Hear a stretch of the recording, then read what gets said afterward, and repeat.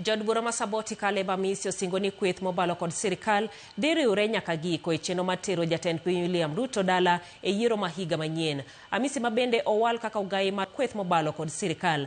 Amisi lero ni PM dhi kedo gi mibadhi tiyo kaluwore gi pend chik kaachiel gi nono gope mag piny Kenya. After the NDC, the party is going to unveil the proper manifesto illustrating what needs to be achieved for this country to progress.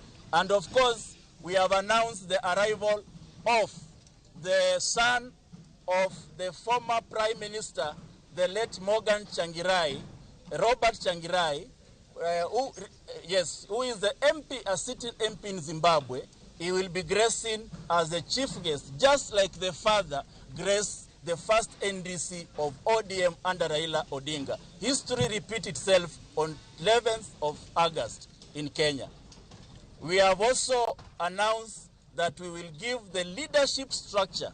So those who still salivating to be leaders of PM, you still have 4 days to present your papers before NDC to face the election by the delegations that will be there and announce to the country the new leadership that will drive the 5 agenda that the party wishes to pursue.